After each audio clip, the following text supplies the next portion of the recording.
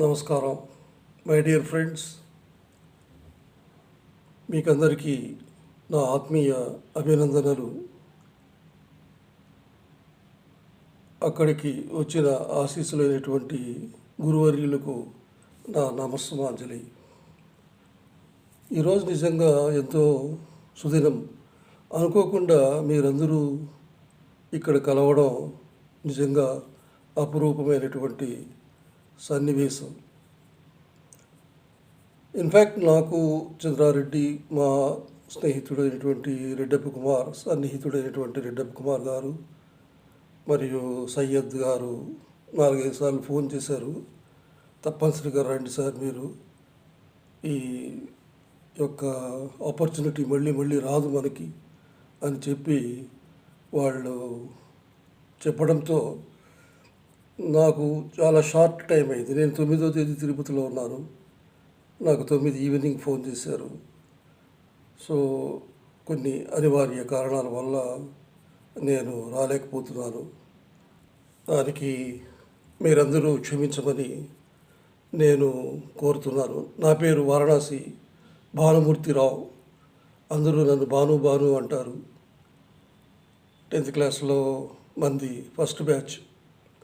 1968-69 అంటే 56 సంవత్సరాల క్రితం మనమందరం సమిష్టిగా కలిసి ఈ జీవన గమనంలో ఎక్కడో తిరిగి మళ్ళీ ఇక్కడ కలుసుకుంటున్నాం.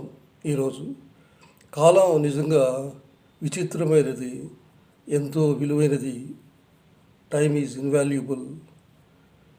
కాలానికి అతీతులు ఎవరూ కారు. కాలంతో పాటు మనము నడవాల్సిందే. ఆనాడు మనం చిన్నపిల్లలం, ఈనాడు వృద్ధులమయ్యాం. వయసు మళ్ళింది. బాల్యం నుండి అప్పుడప్పుడే విచ్చుకొని 14-15 సంవత్సరాల మధ్య కౌమార దశలో బాల్యం మరియు యుక్త వయస్సు మధ్య ఉండే పరివర్తన దశలో శారీరక, భావోద్వేగ మరియు మానసిక మార్పులతో జీవన పోరాటానికి సన్నిద్ధమై ఆయత్తమై 10వ తరగతి పరీక్షలు రాసి మనమంతా ఉత్తీర్ణులై ఎక్కడెక్కడో జీవన మార్గంలో బ్రతుకు బండిని లాగి మన భవిష్యత్తును మనమే నిర్మించుకున్నాం. We have moulded our life. The guidance given by our teachers really was invaluable and incomparable.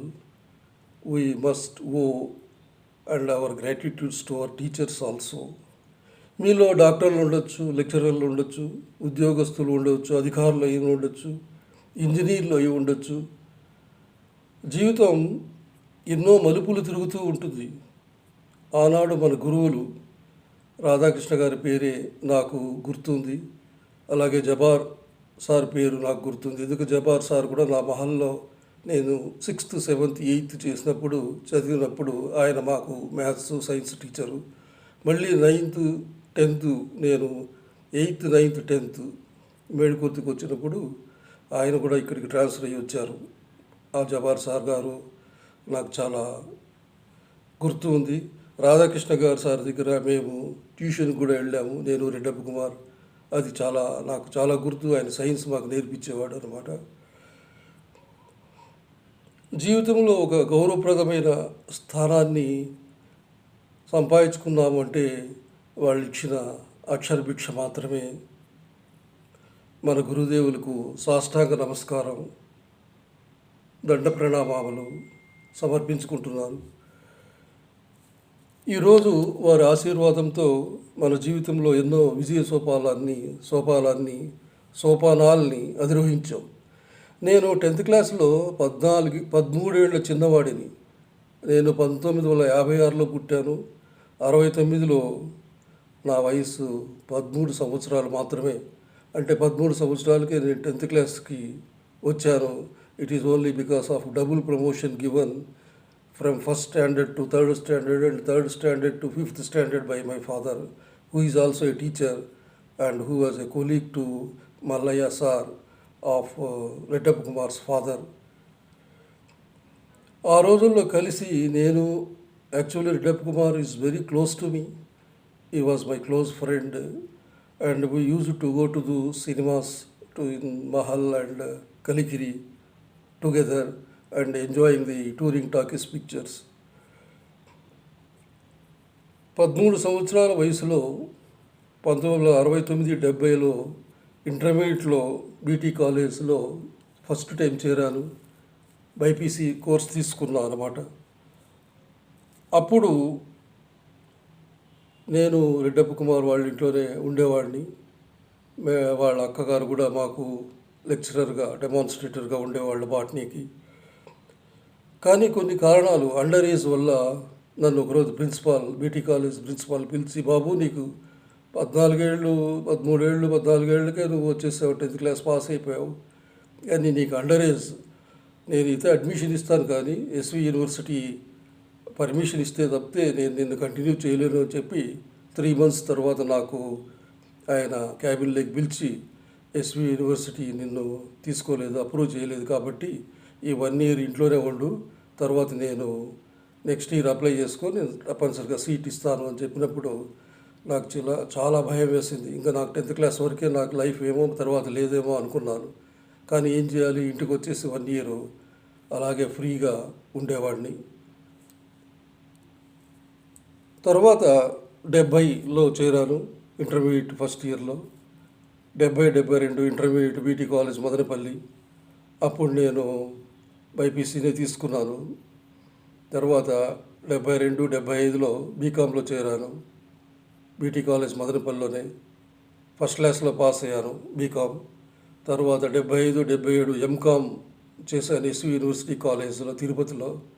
తర్వాత 78లో నేను హైదరాబాద్కు వచ్చేసాను. 78 నుంచి ఈ రోజు వరకు కూడా నేను హైదరాబాద్లో ఉన్నాను. 1978లో నేను ఫస్ట్ జాబ్ ఆల్విన్, హైదరాబాద్ ఆల్విన్ లిమిటెడ్లో చేరాను. తర్వాత మా ఫ్రెండ్స్ ప్రోద్బలం వల్ల నేను ఐసీడబ్ల్యూఏ పాస్ అయ్యాను. అది 5 ఏళ్ళు పట్టింది. 1990లో నేను final associated member of institute of cost and works accountants of India వచ్చింది. తర్వాత 2 సంవత్సరాలకి fellow in cost and management accountants of India, అంటే FCMA అంటారు ఇప్పుడు, అప్పుడు FICWA అంటారు. తర్వాత నేను వెనుతిరిగి చూడలేదు. జాబ్స్ నాకు వాటంతకు అవే వచ్చాయి. నేను ఫస్ట్ హైదరాబాద్ ఆల్విన్లో చేరాను. తర్వాత గోదావరి ఫర్టిలైజర్స్, తర్వాత హిందుస్థాన్ ఆయిల్స్ లిమిటెడ్, దాన్ని అదొక పెద్ద కంపెనీ, సెంట్రల్ గవర్నమెంట్ కంపెనీ. తర్వాత Hyderabad metro water board and మీకు తెలిసే ఉంటుంది, హైదరాబాద్ HMWSSB అంటారు, హైదరాబాద్లో ఉంటుంది. ట్విన్ సిటీస్కి వాటర్ సప్లై చేస్తుంది. దాంట్లో నేను చీఫ్ జనరల్ మేనేజర్ ఫైనాన్స్గా వర్క్ చేశాను. తర్వాత అంతకుముందు నాగార్జున కన్స్ట్రక్షన్స్ NCC లిమిటెడ్ అనే కంపెనీలో chief general manager finance and అకౌంట్స్గా పనిచేశాను. ఇలా నాకు అంచెలంచెలుగా కార్పొరేషన్లలో, పబ్లిక్ సెక్టార్ కంపెనీస్లో నాకు మంచి ఉద్యోగం వచ్చింది. అలాగే మంచి ప్రావీణ్యత అకౌంట్స్లో కలిగింది. Expertise accounts, finance and internal ఆడిట్లో చేరాను. నాకు 2 పిల్లలు, ఒక అబ్బాయి ఒక అమ్మాయి. అబ్బాయి సాఫ్ట్వేర్ ఇంజనీరు, మైక్రోసాఫ్ట్లో పనిచేస్తున్నారు. వాళ్ళిద్దరికి 2 ఆడపిల్లలు. అమ్మాయి అమెరికాలో ఉంటుంది, వాళ్ళిద్దరికి 2 ఆడపిల్లలు. మా శ్రీమతి గారు ఆంధ్ర బ్యాంక్లో వర్క్ చేశారు. ఆమె ఆఫీసర్గా వాలంటీర్ రిటైర్మెంట్ తీసుకున్నారు 25 సంవత్సరాలు పనిచేసిన తర్వాత. ఈ సందర్భంలో మీకు చెప్పవలసింది ఏమంటే, నేను వృత్తిరీత్యా అకౌంటెంట్ అయినా కూడా ప్రవృత్తి రీత్యా కథానికలు రాశాను. నా కథలు చాలా పత్రికల్లో పడ్డాయి. గూగుల్లో మీరు సెర్చ్ చేస్తే వారణాసి భానుమూర్తిరావు అని మీకు నా ప్రవృత్తి రీత్యా కథలు అవన్నీ కూడా తెలిసిపోతాయి. చాలా రాశాను. అలాగే 4 పుస్తకాలు రిలీజ్ చేశాను. ఒక పుస్తకం అక్కినేని నాగేశ్వరరావు గారికి అంకితం ఇచ్చాను. డాక్టర్ సినారే గారు అది రిలీజ్ చేశారు. అలాగే నేను ఎన్నో రివార్డులు తీసుకున్నాను. దాదాపు ఒక 1000 కవితలు, ఒక 100 దాకా కథలు రాశాను. ఈ సందర్భంగా బాల్య స్నేహితులు అనే నేను ఒక కవిత రాశాను. అది మీకు వినిపిస్తాను, దయచేసి వినండి. హితులెక్కడ స్నేహితులెక్కడ, ఆత్మీయులెక్కడ, అనుబంధాలెక్కడ, బాల్య స్నేహితులెక్కడ, ఆటపాటల్లో స్నేహితుల మధ్య గడిపిన క్షణాలెక్కడ, రెక్కలొచ్చి ఎగిరిపోయిన సీతాకోక చిలుకల్లా జీవన పోరాటంలో ఎక్కడెక్కడో ఒక ఆకాశమంతా ఆనందాన్ని ఇచ్చిన స్నేహం, సముద్రమంత ఆనందాన్ని ఇచ్చిన స్నేహం.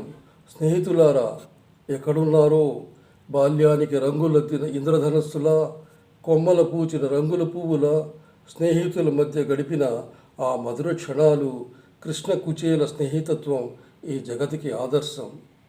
నిర్మల హృదయాల నిష్కల్మషపు ప్రేమల జలపాతాలు, పొరపచ్చాలు లేని జీవన సుమధురాలు. బాల్యమనేది మళ్ళీ వస్తే కావాలంటాను నేను నా స్నేహితుల పరిష్వంగనం. నా చుట్టూ నా స్నేహితులు నా బ్రతుకును పునరుజ్జీవం చేసే ఆశా ప్రమిదలు. నా గుండెల్లో ఆనందామృత జల్లులు నింపే దేవతలు. కాలచక్రానికి చెబుతున్నా, ఓ కాలచక్రమా 60 ఏళ్ళు వెనక్కి వెళ్ళిపో, 60 ఏళ్ళు వెనక్కి వెళ్ళిపో.